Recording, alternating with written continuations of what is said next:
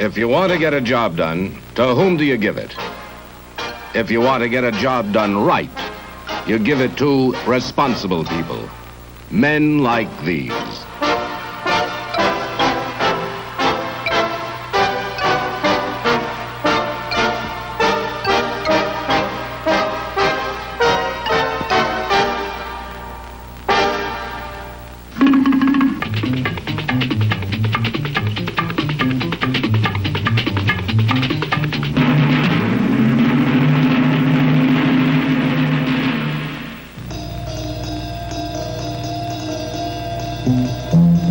Are these men soldiers, or are they civilians? They are both. They are members of the United States Army Reserve, double-duty responsible Americans. Strength and reserve is the motto of the United States Army Reserve, but it is more than just a motto or slogan. The words reflect the very concept of our nation's defense structure. These Army Reservists have a mission, and it can be simply stated: to augment the United States Army in times of emergency.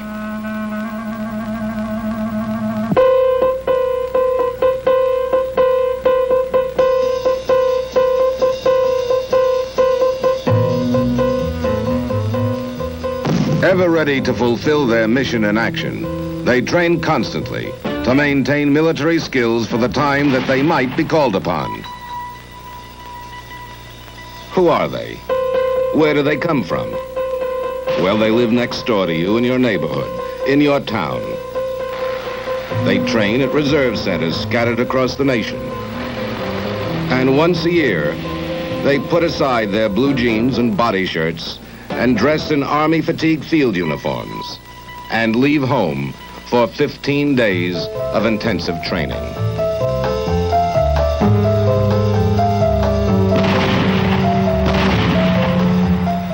A full-scale maneuver like this usually concludes their training schedule. These men are just a few of the citizen soldiers assigned to units such as this Army Reserve Brigade.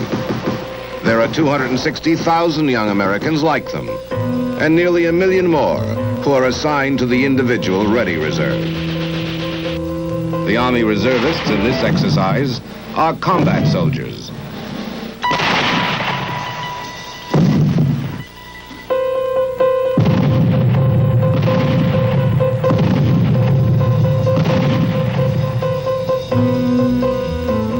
But for every combat soldier in a modern army who fires a weapon or drives a tank, there must be many others prepared to support him with service and supplies.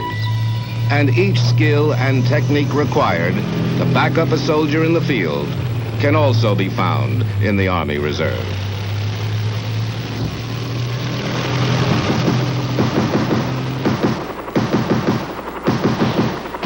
There are cooks and bakers, radio operators, auto mechanics, chaplains, engineers, photographers, welders, doctors and nurses, and field medics like these, who practice first aid and evacuation techniques on other reservists, simulating casualties during field training exercises.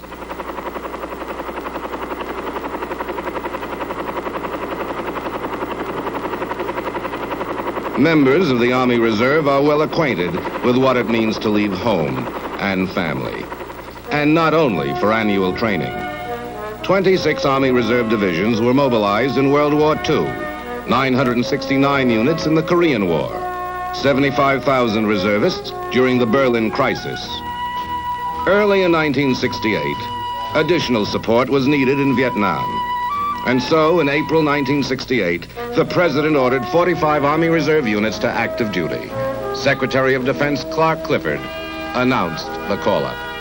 The President has signed an executive order under which I am proceeding to call to active duty approximately 24,500 men in some 88 units from the reserve component of the Army, Navy, and Air Force.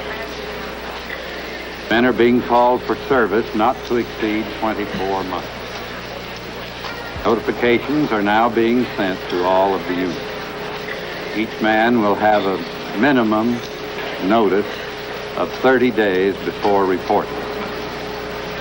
Of the 24,500 men being called, 10,000 are being deployed, are scheduled for deployment to South Vietnam, in consonance with the program announced by the President on March the 31st. The balance will be used mainly to strengthen the Strategic Reserve. Individuals from the Strategic Reserve are available as replacements for South Vietnam. These Army Reserve units were assigned to STRAF, Army Strategic Forces in continental United States and Hawaii.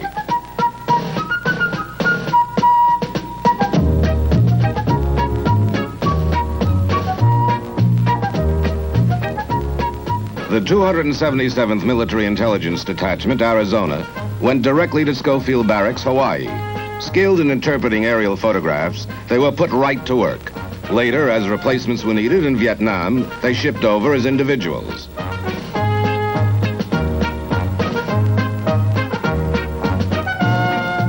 Sons and nephews of the men who served in the most decorated unit of World War II, the famous 100th Battalion, also became part of Strategic Forces. Battalion Sergeant Major Maruyama tells the story. I have just been reviewing the proud history of the 100th Battalion, 442nd Infantry, United States Army Reserve. Both the 100th Infantry Battalion and the 442nd Regimental Combat Team were composed entirely of Niseis, Americans of Japanese ancestry. The 100th Battalion, 442nd Infantry of today traces its battle honors and lineage to these two famous units. The faces are new, the names are different, but they both have one thing in common: the indomitable determination and desire to be the best, second to none.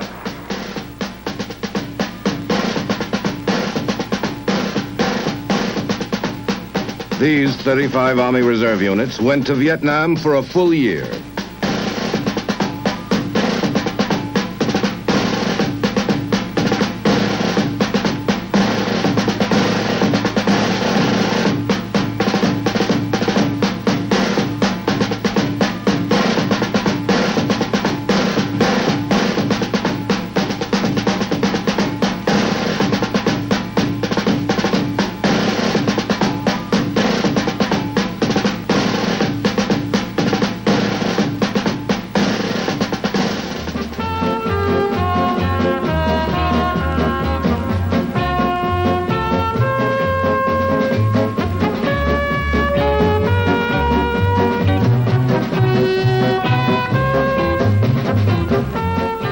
To depart from loved ones because of military conflict is never an easy task.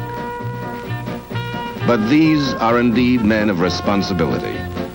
They took their peacetime training seriously, always aware of the possibility of mobilization. The attitude of responsibility they displayed in their civilian lives emerged in their achievement of missions in Vietnam. A sense of responsibility and a spirit of service is at the very foundation of our military defense posture and the very heart and soul of the Army Reserve.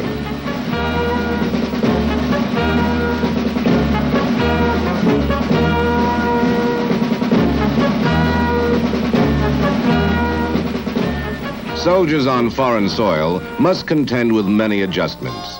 Home to these men very likely is inside an envelope, often delivered by Army reservists of a military postal unit. Reservists responsible for feeding troops discovered that supplies came long distances. Only careful planning could result in balanced hot meals. American soldiers are paid promptly. Dependents back home must receive their proper allotments. Specialist Dick Burnett, 413th Finance Section, Atlanta, Georgia, describes his duties. Specifically, I'm a records clerk. By this, I mean we keep the financial data of the individual servicemen.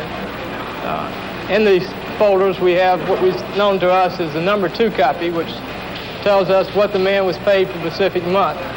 This is kept on the right-hand side of the records. On the left-hand side of the record is kept promotion orders, allotments, travel vouchers, and this nature. Members of the Army Reserve most certainly are integral to the mission during periods of military conflict. They went to Vietnam to augment the forces of the regular Army. Their presence, whether as far north as the DMZ or south of the Mekong Delta, had a telling influence on the achievement of the mission. The mission, of course, takes infinite forms. Medical, for example. 10 Army Reserve medical units were deployed in Vietnam. This hospital was established at Long Binh. The patients are prisoners of the Republic of Vietnam. The hospital staff are Army reservists from Brooklyn, New York. The 312th Evacuation Hospital at the edge of the China Sea, Chu Lai. It was administered and manned entirely by the Army Reserve. Assigned to the 312th was Lieutenant Colonel Anna Brady, Medical Corps. In civilian life, a nationally known orthopedic surgeon at Frankfurt Hospital, Philadelphia. Colonel Brady describes one of her orthopedic teams. An orthopedic team consists of two orthopedic surgeons, a physician who is an anesthesiologist, an operating room nurse who's a registered nurse, and 3 enlisted surgical technicians who are trained to assist us in the operating room and in the KS room. Well, do you find the work here in Vietnam a lot different than back at home? Well, it is to some extent. For example, at home, the majority of fractures are closed, and a smaller percentage are open fractures, and the soft tissue injuries are less extensive. Here, it's just the reverse. The majority of your fractures are open fractures, and the soft tissue injury is rather extensive. If Army reservists added to the outstanding record of the Medical Corps in Vietnam, those assigned to 6 different transportation companies did no less. Every morning, 7 days per week, convoys like this one of the 319th Augusta, Georgia, transported ammunition and supplies to units in the field. Reservists soon discovered how driver training in the States paid off. Sergeant, can you give us an idea of how many vehicles you have and the particular types they are? Yes, currently we consist of 90 vehicles. We have 60 tractors, 5-ton tractors, and 2.5 tons, and the rest of it consists of our Jeeps. Now, how about landmines? We hear a lot about mines in the roads. Are there any problems, and what are the precautions taken? We don't have too much problem with landmines because in the morning they have a mine sweeper up the road and sweep the road for mines. So generally the road is all taken care of before you make your run? Yes, sir. Vehicle maintenance drills in reserve centers back home also paid dividends. Now, are there any special problems that you find as regards maintenance that are particular to Vietnam that you didn't find back in the United States? The terrain is a lot rougher on our trucks over here. We have a lot more problems with them. And how about dust? Is that a problem? Yes, dust, big problem over here on injection pumps, and we have to keep changing our air cleaners and everything almost weekly. Success in combat depends upon logistics. Army reservists saw to it that the right supplies got to the right place at the right time.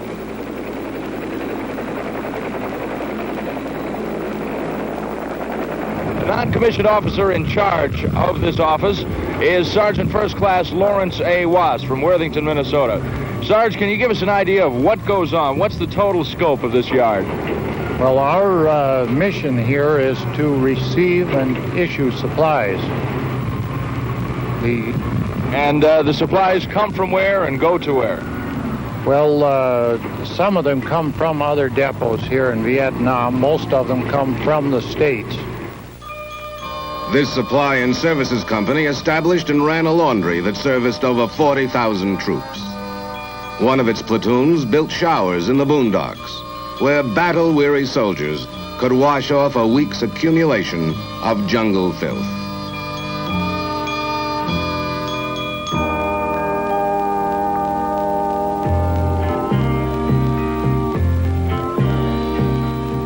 To keep heavy equipment rolling in both the jungle terrain and mountains of Vietnam requires constant expert maintenance.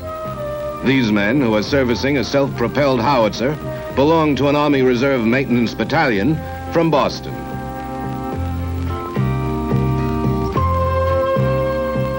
This mechanic is Specialist Charles Raswad. a student at Massachusetts Bay Community College. He left his job in a lithographing plant when his organization was called up. Many Army reservists decided to take advantage of veteran benefits and enrolled in college rather than return to the jobs they had before their mobilization. Units from Utah, Mississippi, Kansas, and Washington were assigned to the 259th. Their responsibility, petroleum. The mission of the company is to provide command, supervision, and distribution of fuel oil products throughout the northern I-Corps area. In other words, you supply all of the petroleum products for all of the activities in the Northern Corps? Quite a few of them, yes. Could you characterize for me, sir, the average job of a man serving under you, what he actually does here in Vietnam? Well, we have many different duties. The basic main thing of ours would be a man out of operations section where they would handle the products of gasoline, oil, lubricants, and different products such as that. As a team, the mobilized units comprising the battalion operated and maintained 65 miles of pipeline, several tank farms, 5,000-gallon tanker trucks, and petroleum distribution points. Throughout the northern provinces, the Army reservists supply these demands for the Army, Navy, Air Force, Marines, and Vietnamese forces as well. All the way from Cocoa Beach pipelines to the ultimate delivery of fuel in tactical areas, Army reservists work to help keep our forces in Vietnam moving. Weapons repair, another contribution of Army reservists in Vietnam. This unit included the Brunner Brothers welding shop. Built and run by three brothers who asked to serve together when their unit was called to Vietnam. Unit commanders in their Corps area quickly learned of the speed and quality of the repair work they turned out. So the work orders poured in. The Brunner brothers, expert welders in civilian life, are inseparable. They work together for the C.C. Hurling Company in this shop in Verona, Wisconsin.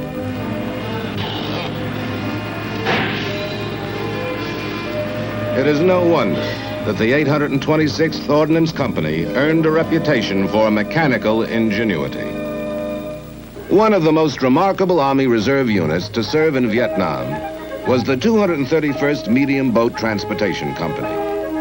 The men were from St. Petersburg and Tampa, and the flag of Florida flew proudly on 19 self-propelled barges. Nicknamed Mike boats, they hauled ammunition, food, petroleum, and other supplies through the Mekong Delta and narrow waterways unnavigable by Navy craft. On this day, the Mike boat's cargo is a small underwater demolition craft. Destined for delivery to South Vietnam forces in the Delta, it arrived at Vung Tau docks by freighter from the States. The 5-man Army Reservist crew observes longshoremen load. When all is in order, they shove off.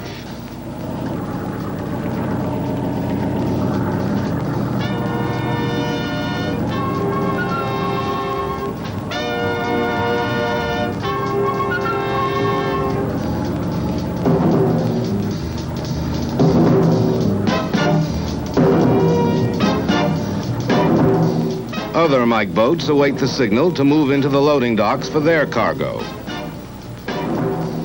Used to the subtropical climate of Tampa Bay, they adjusted to Mekong heat and humidity with ease.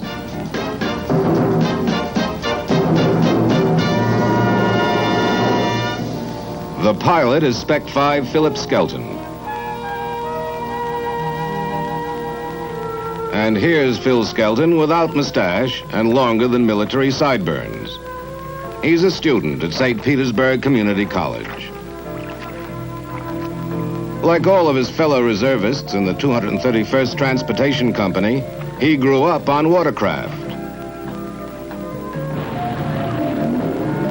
They know boats the way most young Americans know sports cars.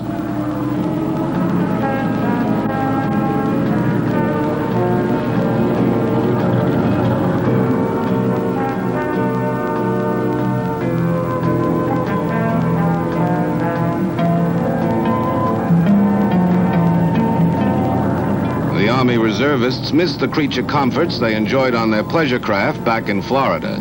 So they built screened-in bunks in the Mike boat's stern and then installed toilets and showers. Not quite equal to the accommodations of a 40-foot cabin cruiser, they were nevertheless better than nothing.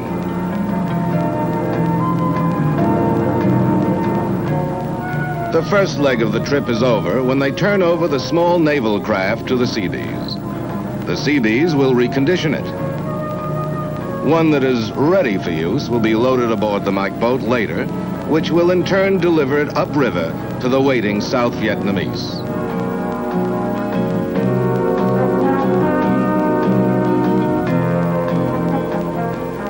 Observing these men on their Mike boats, it's not difficult to understand why the National Defense Transportation Association honored the 231st as the most outstanding transportation unit in the United States Army serving in Vietnam.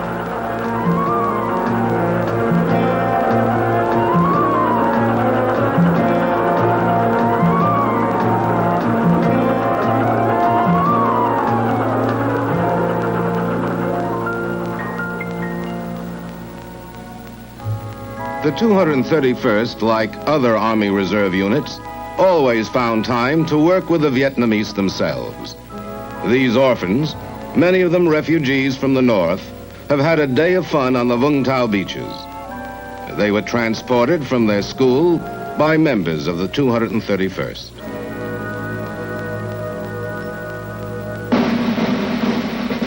They work 7 days a week. And as the months passed, they rolled up an enviable record of achievement.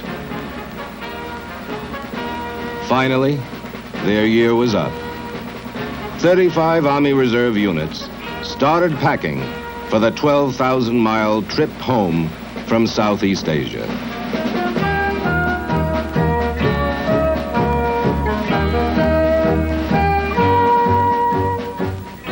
In Bushfield, Augusta, Georgia, friends, relatives, parents, and children waited patiently for the arrival of the 319th Transportation Company. Troxler's truckers, they call themselves. They came in 2 giant C-141s. Halfway through the night, the first plane landed.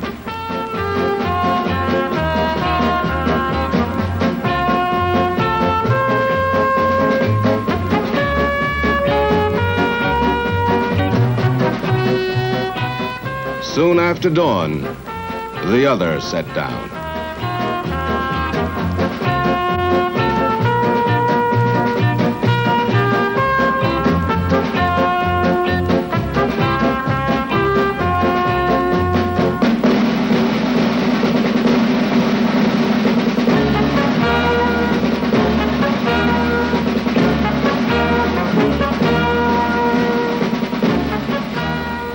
Some men met their sons for the first time.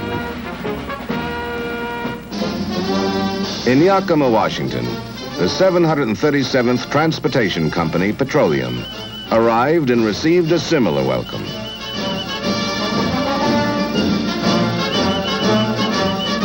The following day, all Yakima turned out to watch the company receive official honors and congratulations.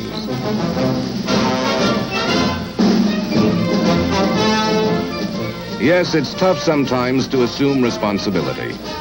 The rewards are only the satisfaction of knowing you've done important work and done it well. When it's over, it's great to come home. And it's fun to remember and talk about your experiences. The main reason I joined the reserve was that I could attend school and complete part of my military obligation.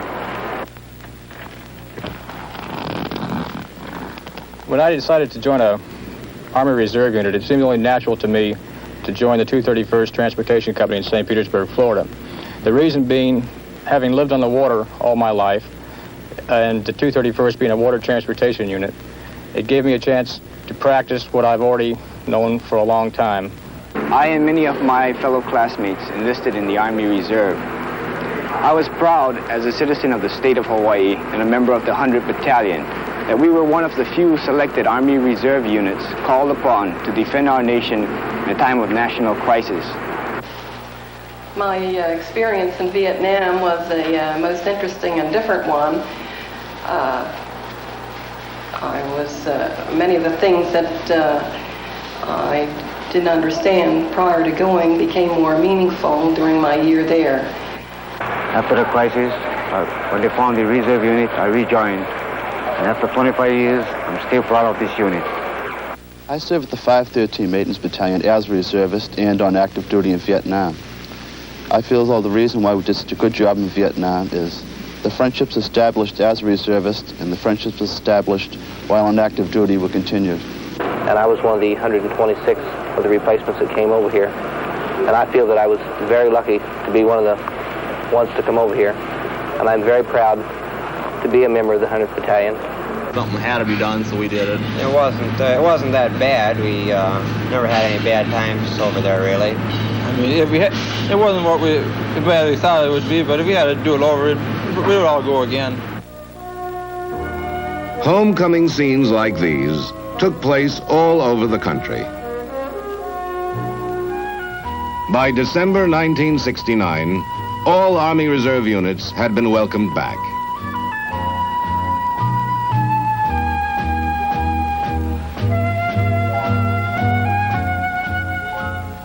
The 16th of December 1969 was proclaimed by President Nixon as Reserve Recognition Day, commemorating the reservist service to the nation. Representatives from each of the units that had been mobilized journeyed to the nation's capital to listen to their commander-in-chief. Undersecretary of Defense David Packard introduced the president. Well, thank you very much, Mr. Secretary. I appreciate the opportunity to join in this ceremony, and it is one that I wish I could participate in more often, where a proclamation expresses appreciation for service rendered, and where those involved have completed that service and have returned to civilian life where that is their choice. The nation is grateful to you for the service you have rendered. The nation is also grateful to you for the fact that you are in the reserves, that you are ready to serve the nation again as you have in the past.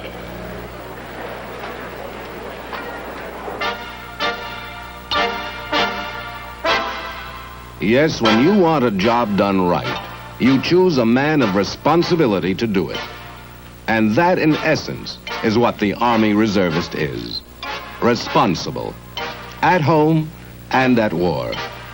In Vietnam, as earlier in the history of our country, he has indeed once again proven himself as a citizen soldier who has done and is doing so much to keep our land free.